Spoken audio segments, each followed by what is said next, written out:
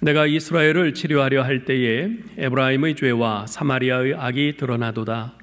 그들은 거짓을 행하며 안으로 들어가 도둑질하고 밖으로 떼지어 노략질하며 내가 모든 악을 기억하였음을 그들이 마음에 생각하지 아니하거니와 이제 그들의 행위가 그들을 애워싸고 내 얼굴 앞에 있도다. 그들이 그 악으로 왕을 그 거짓말로 지도자들을 기쁘게 하도다. 그들은 다 간음하는 자라 과자 만드는 자에 의해 달궈진 화덕과 같도다. 그가 반죽을 뭉침으로 발효되기까지만 불 일으키기를 그칠 뿐이니라. 우리 왕의 날의 지도자들은 술의 뜨거움으로 병이 나며 왕은 오만한 자들과 더불어 악수하는도다. 그들이 가까이 올 때에 그들의 마음은 간교하여 화덕 같으니 그들의 분노는 밤새도록 자고 아침에 피우는 불꽃 같도다. 그들이 다 화덕같이 뜨거워져서 그 재판장들을 삼키며 그들의 왕들을 다 엎드러지게 하며 그들 중에는 내게 부르짖는 자가 하나도 없도다. 에브라임이 여러 민족 가운데에 혼합되니 그는 곧 뒤집지 않은 전병이로다. 이방인들이 그의 힘을 삼켰으나 알지 못하고 백발이 무성할지라도 알지 못하는도다. 이스라엘의 교만은 그 얼굴에 드러났나니 그들이 이 모든 일을 당하여도 그들이 하나님 여호와께로 돌아오지 아니하며 구하지 아니하도다. 에브라임은 어리석은 비둘기같이 지혜가 없어서 애굽을 향하여 부르짖으며 아수르로 가는도다. 그들이 갈 때에 내가 나의 그물을 그 위에 쳐서 공중의 새처럼 떨어뜨리고 전에 그 회중에 들려준 대로 그들을 징계하리라. 화 있을진저 그들이 나를 떠나 그릇 같음이니라. 패망할진저 그들이 내게 범죄하였음이니라. 내가 그들을 건져주려 하나 그들이 나를 거슬러 거짓을 말하고 성심으로 나를 부르지 아니하였으며 오직 침상에서 슬피 부르짖으며 곡식과 새 포도주로 말미암아 모이며 나를 거역하는도다. 내가 그들 팔을 연습시켜 힘있게 하였으나 그들은 내게 대하여 악을 꾀하는도다. 그들은 돌아오나 높으신 자에게로 돌아오지 아니하니 속이는 활과 같으며 그들의 지도자들은 그 혀의 거친 말로 말미암아 칼에 엎드러지리니 이것이 애굽 땅에서 조롱거리가 되리라. 아멘. 오늘은 손 내미시는 하나님, 거절하는 이스라엘이라는 제목으로 말씀을 전하겠습니다. 신종 코로나 바이러스가 중국 우한에서 창궐해서 중국 정부가 우한을 봉쇄하자 지난 1월 28일 우리 정부에서는 우한에 고립되어 있는 우리 교민들을 특별 전세기를 보내서 송환하기로 결정했습니다. 참 잘한 결정이죠. 그런데 문제는 그 송환한 교민들을 격리 수용할 후보지를 어디로 할 것인가? 이것이 거론이 되면서 문제가 시작이 됐어요. 처음에 충남, 천안이 거론이 됐는데요. 정부에서는 아직 특정한 지역을 언급하지 않았음에도 불구하고 몇몇 언론의 앞선 보도가 나가자 천안 지역의 정치권은 여야를 막론하고 잇따라 성명을 내면서 반대 입장을 밝혔습니다. 청와대 국민청원까지 등장을 했는데요. 우한 교민 2주간 천안서 격리하는 거 반대합니다라는 청원도 올라왔어요. 다음 날인 1월 29일 논란 끝에 정부가 송환하는 그 우한 교민을 충북 혁신도시인 진천의 국가공무원 인재개발원과 충남 아산의 경찰 인재개발원에 나누어 수용한다고 발표했습니다. 그러자 이번에는 진천의 국회의원들과 주민들이 격렬히 반대하고 나섭니다. 충북 혁신도시 내에는 다른 지역에 비해서 10세 미만의 저연령층 아동들이 2배 이상 많고 격리시설에 5분 거리에 학교가 있고 인근에도 아파트 잔디가 밀집되어 있다. 그래서 불가하다. 이것이 바로 그들이 내세운 반대 이유였습니다. 아산도 다르지 않았어요.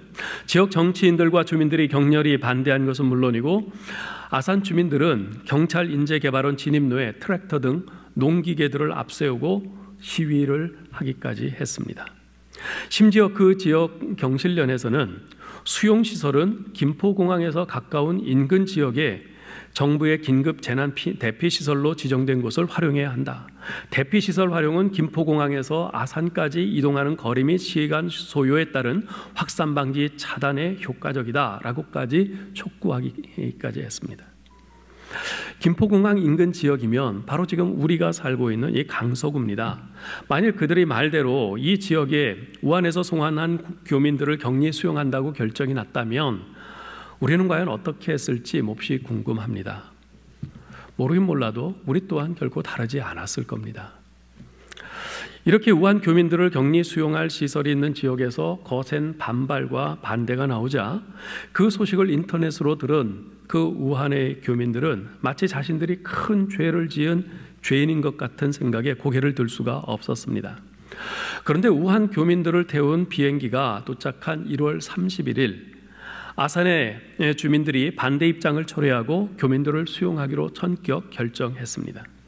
우한 교민 수용 반대 대책위원회 관계자는 이미 교민들이 국내에 들어왔고 돌이킬 수 없는 상황이라면서 이제는 우리가 교민들을 따뜻하게 맞이하고 14일 동안 안전하고 편안하게 머물다 가시길 바라는 것이 맞는 것 같다, 이렇게 말을 했습니다. 그리고 그런 입장을 밝힌 대책위는 곧바로 국가공무원 인재개발원 입구에 내걸었던 그 반대 현수막 등을 자진 철거했습니다. 참으로 아름답게 마무리된 거죠. 그런데 그렇게 된 데는 그 이면에 잘 알려지지 않은 사연이 있었습니다. 진천과 아산 주민들이 그런 결정을 내리기 하루 전인 1월 30일 트위터와 인스타그램 등 SNS에는 우한 교민을 환영한다고 하는 문구가 적힌 손글씨 인증 사진이 잇따라 올라왔습니다. 위아 아산, 우리가 아산이다. 고통과 절망 속에서 많이 힘드셨죠? 아산에서 편안히 쉬었다 가십시오. 위아 아산, 오시느라 고생하셨어요. 모두 건강히 집으로 돌아가시길 기도합니다. 질병관리본부에 일하시는 모든 분들 감사합니다. 이런 인증 사진들이 올라온 것이, 이런 환영 인증을 시작한 것은 아산 주민 엄모 씨였습니다. 그는 우리 교민들을 환영하는 아산 시민들이 많아지는 걸 보여주고 싶어서 이렇게 손피켓 릴레이를 시작한다고 밝혔습니다. 그는 국회의원 같은 정치인도 아니고 시장 같은 유력 인사도 아닌 그저 일개 시민일 뿐이었습니다. 하지만 그의 시작으로 많은 사람들이 동참했고 혐오와 배제를 환영과 포옹으로 바꾸어 놓았습니다. 격렬한 반대 구호가 적힌 현수막은 일거에 철거되었고요. 대신 그 자리엔 환영 메시지를 담은 현수막이 걸렸습니다. 한 사람의 선한 영향력의 힘이었죠. 저는 그 사건을 보면서 그런 생각이 들었어요. 만일 진천과 아산 주민들이 끝까지 우한 교민 격리 수용을 반대했다면, 그래서 그 송환된 교민들이 다른 곳으로 떠돌게 되었다면 진천과 아산은 두고두고 우리나라 역사 속에 지역 이기주의에 매몰되어 버린 부끄러운 도시로 남았을 것입니다. 그러나 그분들은 처음에는 불안하고 두려운 마음에 좀 잘못 생각했지만, 그리고 우한 교민들 격리 수용 시설 자기네들을 사용하는 것을 반대했지만, 그래서는 안 된다, 그건 옳지 않다 생각하고는 우한 교민들 격리 수용 반대 입장을 철회하고 환영했습니다. 그들에게는 그 다음이 있었던 거죠. 바로 그 다음이 진천과 아산을 지역 이기주의를 극복한 자랑스러운 도시로 바꾸어 놓았습니다. 사랑하는 성도 여러분, 우리의 삶에도 그 다음이 있어야 합니다. 그것이 없으면요, 우리의 삶은 죄악 가운데서 뒹굴다가 비참하게 끝나고 말 것입니다. 오늘 본문에 나타난 이스라엘 백성들이 그 좋은 예입니다. 여러분 1절을 보시기 바랍니다. 내가 이스라엘을 치료하려 할 때에 에브라임의 죄와 사마리아의 악이 드러나도다. 그들은 거짓을 행하며 안으로 들어가 도둑질하고 밖으로 떼지어 노략질하며. 여기서 내가 이스라엘을 치료하려 할 때에, 이 말은 내가 이스라엘을 치료하려 할 때마다 이런 뜻입니다. 하나님께서 죄악 가운데 있는 이스라엘 백성들을 치료하고자 손을 내미시는데 그때마다 그들은 그 손길을 거부합니다. 하나님께서 여러 선지자들을 보내셔서 그들의 죄를 지적하고 회개를 촉구하시자 그들은 자신들의 죄악이 드러나니까 그것을 감추려고 오히려 거짓을 행하며 계속해서 안팎으로 죄악을 범하는 것이죠. 이처럼 이스라엘을 다시 회복시키고 치료하시려는 하나님의 결심에도 불구하고 그때마다 이스라엘의 죄가 계속 드러나 그리고 그들이 결국 계속 거부하니까 하나님께서 심판을 시행하실 수밖에 없었던 것입니다. 잘 아시다시피 지금 코로나19 바이러스 사태로 인해서 전 세계가 엄청난 고통을 받고 있는데요. 눈에 보이지 않는 그 작은 바이러스로 인해서 전 세계가 이렇게 순식간에 공황 상태에 빠지는 것을 보면서 뭐 인공지능이 어떻네, 우주 개발이 어떻네 하지만 참으로 우리 인간이 아무것도 아닌 연약한 존재로구나 하는 생각을 절로 하게 됩니다. 그런데 이번 코로나19 사태를 겪으면서 참으로 안타까운 것이 있습니다. 작년 12월 중국 우한에서 신종 코로나 바이러스 환자들이 생기기 시작했을 때 리원량이라는 의사가 이것이 2003년 사스와 비슷한 전염병의 시작일 수 있다 경고했을 때 중국 정부는 그 의사를 체포하고 숨기기에 급급했습니다. 그 결과 코로나19 바이러스는 중국 전역에 급속히 퍼져서 지금 3,200명이 넘는 많은 사망자가 발생을 했고 세계 곳곳으로 급속히 확산되어 가고 있습니다. 만일 처음에 그런 경고를 들었을 때 중국 정부가 그 상황을 감추려 하지 않고 오히려 그것을 받아들이고 투명하게 조치를 취했더라면 지금과 같은 전 세계적인 팬데믹 상황은 오지 않았을 텐데 하는 안타까움이 있는 거죠. 물론 그러한 바이러스 전염병이 자기 나라에서 발생했다는 것이 중국으로서는 국제적인 망신이고 아주 수치스러울 수도 있었을 겁니다. 그래서 숨기려 했겠죠. 그러나 망신당하고 수치를 당하는 것은 잠깐입니다. 망신스럽고 수치스럽다고 감추면 치료가 안 됩니다. 치료가 안 될 뿐더러 훨씬 더 큰 고통을 겪게 됩니다. 이런 점에서 극명한 대비를 이루는 나라가 우리나라와 일본입니다. 우리나라는 처음에는 좀 대처가 미비했어요. 좀 당황하고 그러면서 잘 못했는데요. 그러나 곧 전반적으로 아주 투명하게 잘 대처하면서 지금은 확진자가 아직 8,000명대에 머물고 있고 상황이 그래도 조금씩 호전되어 가고 있습니다. 반면에 일본은 자신들은 확진자가 1,000명 정도밖에 안 된다 그러면서 자부하면서 우리나라 국민들의 일본 입국을 전면 금지시켰습니다. 그러나 일본 내부의 전문가들에 따르면 일본의 확진자가 그렇게 적은 것은 우리나라처럼 대대적으로 검시를 하지 않아서라고 합니다. 실제 감염자는 훨씬 더 많은데 일본 정부가 올림픽 개최가 무산될까 봐 일부러 감추고 검시를 하지 않고 있다는 거죠. 이렇게 계속 감추고 검시를 미루다가 더 큰 일이 벌어질 텐데 하는 걱정입니다. 고통스럽다고 수치스럽다고 감추면 치료할 수가 없습니다. 치료가 안 될 뿐더러 훨씬 더 고통을 겪게 됩니다. 사랑하는 성도 여러분, 하나님께서 내 죄를 지적하시고 깨닫게 하실 때가 있습니다. 사람을 통해서든 갑자기 드는 어떤 생각을 통해서든 어떤 사건을 보고서든 또 내가 말씀을 읽으면서든 하나님께서 불현듯 내 죄를 지적하세요. 깨닫게 하세요. 그때 내 죄를 솔직히 인정하고 고백하는 그 용기가 필요합니다. 그래야 치료되고 살 수 있습니다. 그래서 사도 요한은 요한일서 1장 9절에서 이렇게 말합니다. 우리 같이 읽어볼까요? 만일 우리가 우리 죄를 자백하면 그는 미쁘시고 의로우사 우리 죄를 사하시며 우리를 모든 불의에서 깨끗하게 하실 것이요. 예, 아프더라도 수치스럽더라도 부끄럽더라도 드러내고 고백해야 합니다. 감춰서는 안 됩니다. 그래야 비로소 그 다음이 있는 새로운 삶을 살 수 있는 것입니다. 그 다음이 없는 이스라엘 백성의 모습은 13절, 14절에서도 찾아볼 수 있습니다. 같이 읽죠. 화 있을진저 그들이 나를 떠나 그릇 갔음이니라. 패망할진저 그들이 내게 범죄하였음이니라. 내가 그들을 건져주려 하나 그들이 나를 거슬러 거짓을 말하고 성심으로 나를 부르지 아니하였으며 오직 침상에서 슬피 부르짖으며 곡식과 새 포도주로 말미암아 모이며 나를 거역하는도다. 이스라엘의 패망한 근본 원인은 그들이 하나님을 떠나 반역하였기 때문이지 강대국 아수르의 패권력 때문이 아니었습니다. 그럼에도 불구하고 하나님께서는 그들을 죄악에서 건지시고 새 삶을 주기 위해서 또다시 손을 내미십니다. 그랬건만 그들은 거짓된 회개만을 일삼을 뿐입니다. 그들은 하나님을 불렀어요. 그런데 성심으로 부르지 않았습니다. 즉 그들의 회개는 마음이 담기지 않은 입술만의 회개였고, 그들의 눈물과 통곡은 죄에 대한 애통이 아니라 곡식과 새 포도주가 없는 것에 대한 울부짖음이었습니다.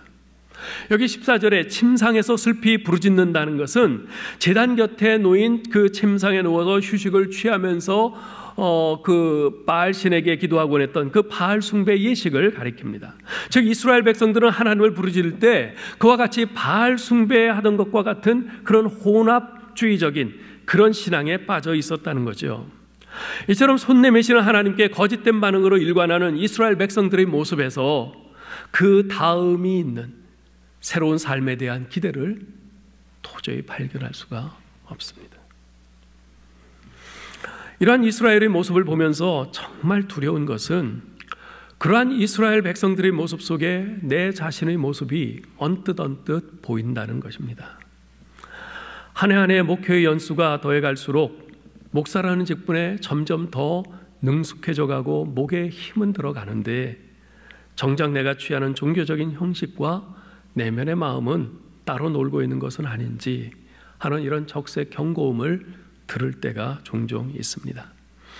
목회를 하면 할수록 참 목자장이신 예수님처럼 사람들을 더 긍휼히 여기고 그들을 위한 눈물의 기도가 점점 더 많아져야 할 텐데, 오히려 매너리즘에 빠져 사람들을 대하는 것만 같은 그런 죄스러움이 있을 때가 한두 번이 아닙니다. 그래서 그런지 요즘은 내가 내 몸을 쳐 복종하게 함은 내가 남에게 전파한 후에 자기가 도리어 버림이 될까 두려워함이로라고 한 사도 바울의 고백이 너무나도 절실히 가슴에 와닿곤 합니다. 오늘로서 4주째 우리가 교회에서 함께 모이지 못하고 있는데요, 처음에는 이 상황이 그저 안타까웠어요.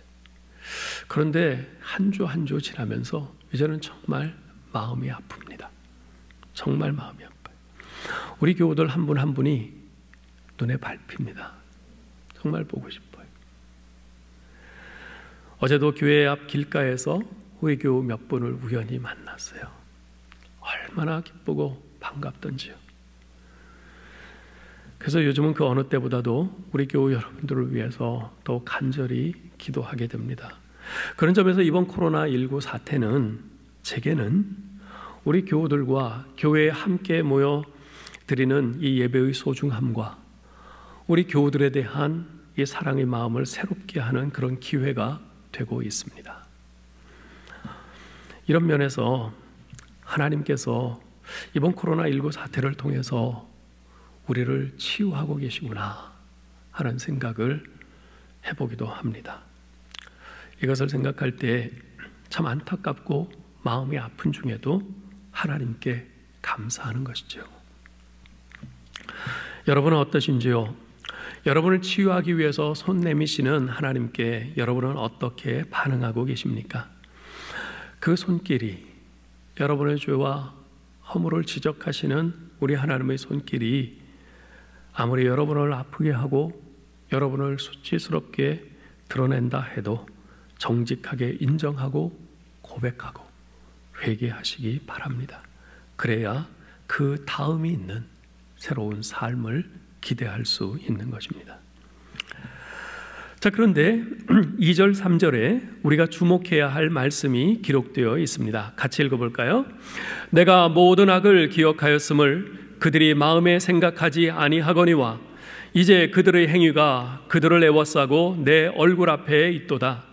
그들이 그 악으로 왕을, 그 거짓말로 지도자들을 기쁘게 하도다.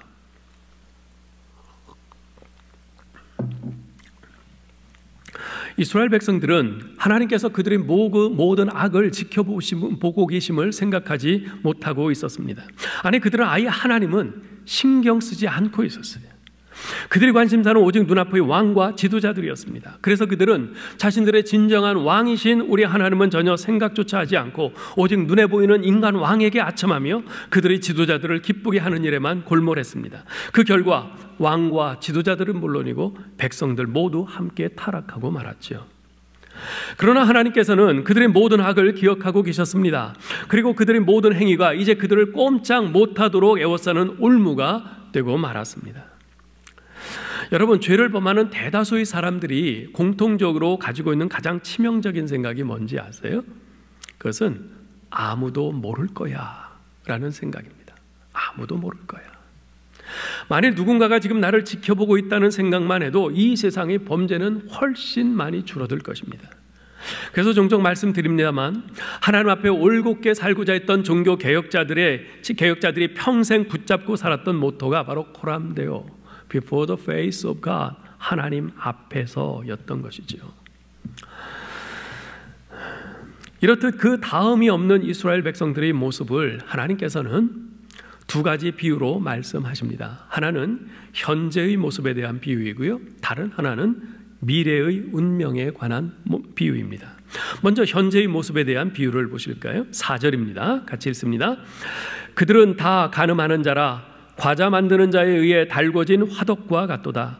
그가 반죽을 뭉침으로 발효되기까지만 불 일으키기를 그칠 뿐이니라. 이미 앞서 살펴본 것처럼 이스라엘 백성들은 간음자라고 할 수 있습니다. 영적으로는 하나님을 배반하고 이방 우상들도 함께 섬기는 그 혼합주의적인 신앙생활을 하고 있었기 때문에 그들은 영적 간음자였고요, 육체적으로도 그들은 하나님께서 세우신 거룩한 혼인 서약을 깨뜨리고 음행과 간음을 일삼고 있었기 때문에 그렇습니다. 그런데 하나님께서는 그들을 화덕과 같다라고 말씀을 하세요. 어째서 그들을 화덕과 같다라고 말씀하신 것일까요? 이 화덕은 오븐입니다.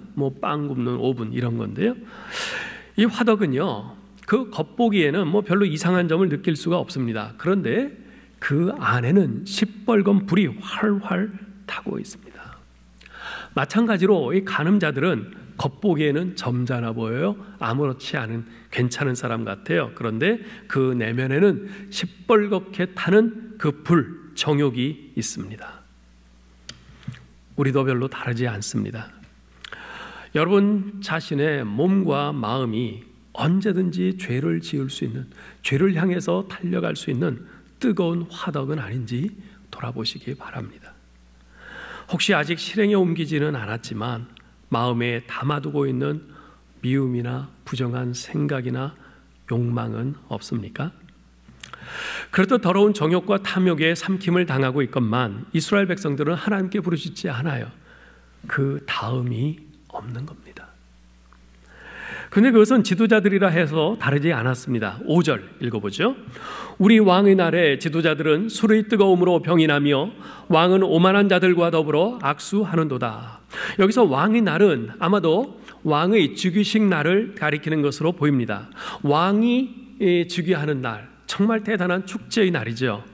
그날 지도자들은 술의 뜨거움으로 병이 났다고 합니다. 만취했다는 것입니다. 그리고 왕은 오만한 자들과 악수를 한다고 그래요.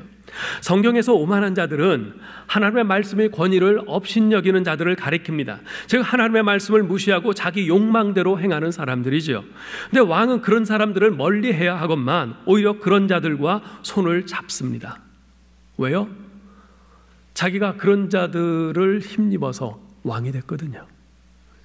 그런 자들을 비위를 맞춰야 자기가 계속 왕의 권위를 행사할 수 있거든요.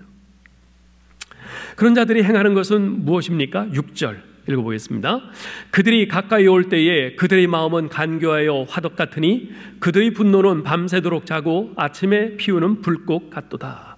밤새 화덕은 불이 꺼진 것처럼 보입니다. 그러나 실상은 그렇지 않습니다. 그 안에 불씨가 살아있어요. 훅 하고 바람을 불어넣어주면 확 하고 불꽃이 피어오릅니다. 그들 마음이 그랬어요. 겉으로는 유순하게 웃는 얼굴입니다. 그러나 내면에는요, 분노의 불꽃이 활활 타오르고 있습니다. 욕망의 탐욕의 불꽃이 활활 타오르고 있습니다. 언제 저 인간의 뒤통수를 칠까, 어떻게 내가 저것을 취할까, 그 생각만 하면서 기회를 노리고 있는 모습입니다.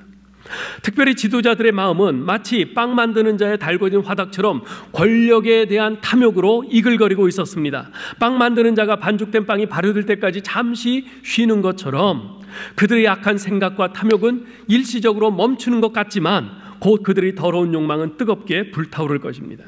그래서 7절에서 이렇게 말하죠. 7절 읽어봅시다. 그들이 다 화덕같이 뜨거워져서 그 재판장들을 삼키며 그들의 왕들을 다 엎드러지게 하며 그들 중에는 내게 부르짖는 자가 하나도 없도다. 무슨 말입니까? 이스라엘의 고위 지도자들, 고위 부패한 관리들은 죄악된 욕망 때문에 화덕처럼 뜨거워져서 자신들이 마음에 들지 않는 그런 왕들에겐 반란을 일으켜서 그들을 엎드러지게 합니다. 자신들을 거스르는 재판장들을 처형합니다.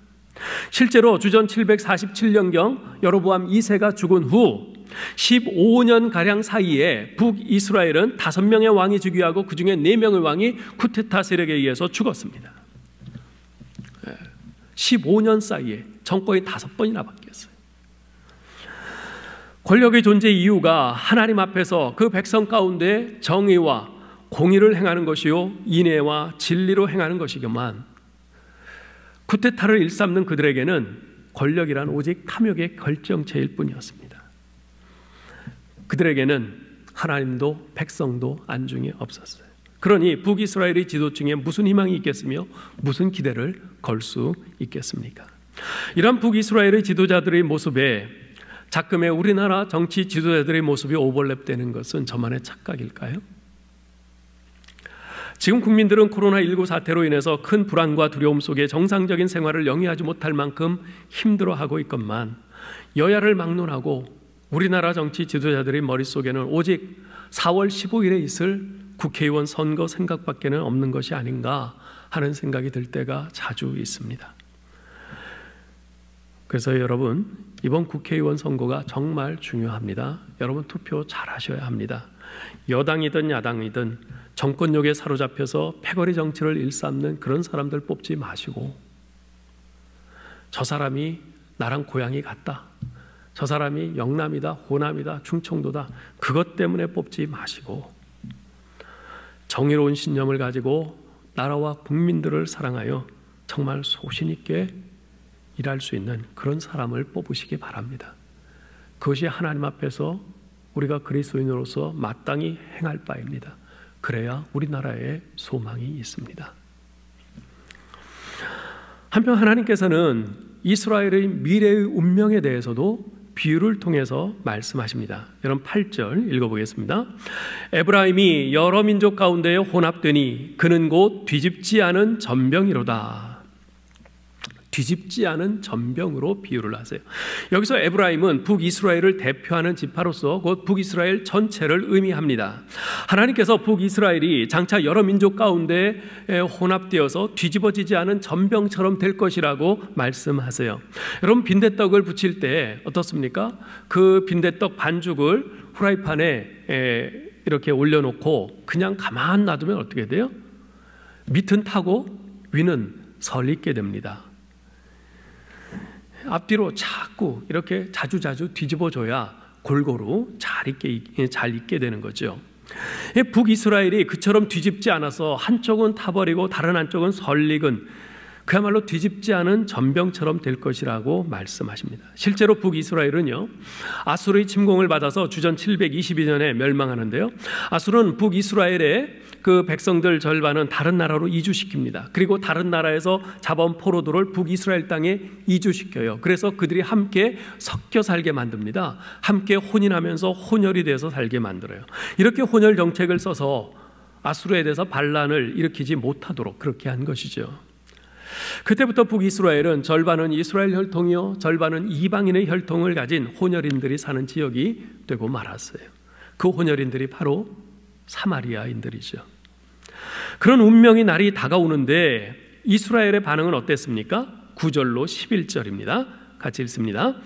이방인들이 그의 힘을 삼켰으나 알지 못하고 백발이 무성할지라도 알지 못하는도다. 이스라엘의 교만은 그 얼굴에 드러났나니 그들이 이 모든 일을 당하여도 그들이 하나님 여호와께로 돌아오지 아니하며 구하지 아니하도다. 에브라임은 어리석은 비둘기같이 지혜가 없어서 애굽을 향하여 부르짖으며 아수르로 가는도다. 여기서 백발이 무성하다, 이 말은요, 백발이 무성하다, 이건 우리 사람으로 생각하면 백발이 무성하면 곧 죽음이 가까웠다는 거죠. 근데 지금 이스라엘에 대해서 말씀하고 있어요. 곧 이스라엘의 멸망이 가까웠다는 뜻입니다. 그런 위기가 다가오고 있는데도 그것을 알지 못하고 이스라엘은 여전히 교만해서 하나님께 돌아오지도 않고 부르짖지도 않는다는 겁니다. 아니, 하나님께로 돌아오기는커녕 오히려 아수르와 애굽이라는 인간 제국에게 기대서 그 위기를 모면해 보려고 발버둥칩니다. 그렇게 그들이 살 수 있는 마지막 희망마저 날려버렸습니다. 15절 16절 읽어봅니다. 내가 그들 팔을 연습시켜 힘있게 하였으나 그들은 내게 대하여 악을 꾀하는도다. 그들은 돌아오나 높으신 자에게 돌아오지 아니하니 속이는 활과 같으며 그들의 지도자들은 그 혀의 거친 말로 말미암아 칼에 엎드러지리니 이것이 애굽 땅에서 조롱거리가 되리라. 하나님께 돌아오지 않고 오히려 혀의 거친 말로 하나님을 멸시했던 부패한 지도자들은 그들이 의지했던 아수르의 칼에 맞아 쓰러지고 애굽에서 조롱거리가 되는 심판을 당하게 될 것이라고 선언하십니다. 사랑하는 성도 여러분, 누구나 실수할 수 있어요. 누구나 범죄할 수 있습니다. 그러나 범죄한 후에 회개하고 하나님께로 돌아오는 그 다음이 없으면 우리의 인생 또한 북이스라엘의 운명처럼 하나님의 백성으로 사는 것도 아니고 불신자로 사는 것도 아닌 어정쩡한 인생으로 후회 가운데 종결되고 말 것입니다. 마치 요한계시록 3장에서 주님께 준엄한 책망을 받은 라오디게아 교회처럼 말입니다. 계시록 3장 15절 16절에서 뭐라고 합니까? 내가 네 행위를 아노니 내가 차지도 아니하고 뜨겁지도 아니하도다. 내가 차든지 뜨겁든지 하기를 원하노라. 내가 이같이 미지근하여 뜨겁지도 아니하고 차지도 아니하니 내 입에서 너를 토하여 버리리라. 이제 말씀을 맺겠습니다. 여러분 혹시 하일리 법칙에 대해서 들어보신 적 있습니까? 1931년 미국 보험회사 관리 감독자인 하일리라는 사람이 처음 언급한 이론인데요. 이 사람은 보험회사 감독관이에요. 이 사람이 수천 건의 그 고객 보험 상담을 분석을 해보았더니 통계적으로 볼 때 아주 심각한 안전사고 한 건이 일어나기 전에 29건의 경미한 사고가 있었고 그 29건의 경미한 사고가 일어나기 전에 300건이나 되는 위험 요소가 상존하고 있다는 것입니다. 그렇기 때문에 이러한 징후들을 자세히 파악해서 대비책을 철저히 세우면 대형 사고를 막을 수 있다는 논리죠. 지금 우리가 보고 있는 것도 다 이런 것 아니겠어요? 깨진 유리창 하나를 그냥 방치하면 그 유리창을 중심으로 해서 많은 유리창들이 다 깨진다고 하는 깨진 유리창의 법칙과 거의 흡사한 법칙입니다.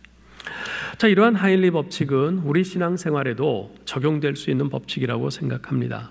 우리가 실수할 수 있죠. 죄 지을 수 있어요. 근데 그랬을 때 그 다음에 우리가 어떤 행보를 보이느냐에 따라서 우리의 삶의 모습과 운명까지도 달라질 수 있습니다. 우리의 실수와 죄를 만회하고 치유하기 위해서 하나님께서 우리의 죄를 지적하시며 돌아오라 손을 내미실 때 나의 잘못을 정직하게 인정하고 진심으로 회개한다면 우리는 하나님께서 우리 앞에 펼쳐주시는 새로운 삶을 경험하게 될 것입니다.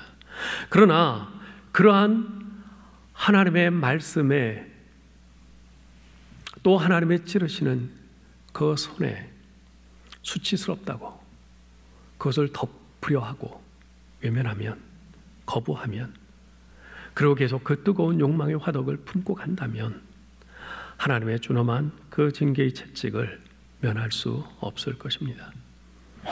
사랑하는 성도 여러분, 지금은 코로나19로 인해서 모두가 불안해하고 두려워하고 위축되는 때입니다. 그러하기에 지금은 그 어느 때보다도 그 다음이 필요한 때입니다. 이미 일은 벌어졌어요. 이러한 때에 나 혼자 살겠다고 나 혼자 더 이 기회를 이용해서 돈을 많이 벌어보겠다고 이기적이 되어가는 많은 사람들을 우리 주변에서 봅니다. 우리 가족만 살겠다고 이기적으로 행하는 사람들도 적잖이 봅니다. 만약 우리가 그렇게 행한다면 우리는 두고두고 부끄러움과 수치 가운데 살게 될 것입니다. 이러한 때에 불안하고 두렵고 힘들지만 이러한 때에 오히려 우리 주님을 바라보면서 우리 마음을 넓혀야 합니다. 예수 그리스도는 우리 믿음의 주요 우리를 온전케 하시는 분이십니다. 우리 믿음과 삶의 스탠다드이세요. 따라서 우리가 이러한 때에 우리 믿음의 눈을 들어서 우리 주님을 바라보아야 합니다. 우리 주님이시라면 이 상황에서 어떻게 하셨을까? 이것을 계속 생각하고 우리가 말씀을 통해 살피고 계속 기도해야 합니다. 그리고 성령께서 우리에게 하시는 그 음성을 귀 기울여 들어야 합니다.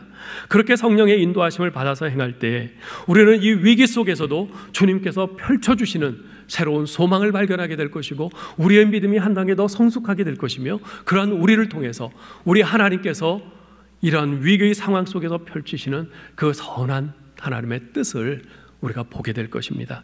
우리 하나님의 영광을 드러내게 될 것입니다. 사랑하는 성도 여러분, 아무쪼록 우리가 이 위기의 때에 다시 주님을 바라봅시다. 믿음으로 우리 주님을 바라봅시다. 우리 주님의 음성에 귀 기울입시다. 계속해서 우리가 말씀을 통해 우리 주님의 마음을 살피고 계속 기도합시다. 그렇게 해서 주님께서 우리 마음에 말씀하실 때에 우리에게 회개할 것을 말씀하시면 우리가 눈물로 간절히 주님 앞에 철저히 회개하고 우리에게 결단할 것을 촉구하시면 우리가 그 결단을 하면서 우리가 이 시기에 우리가 어떻게 하나님의 사람으로서 어떻게 믿음의 사람으로서 우리의 행보를 옮길 것인가를 우리가 바르게 결단하고 행하는 저와 여러분 될 수 있기를 주님의 이름으로 축원합니다.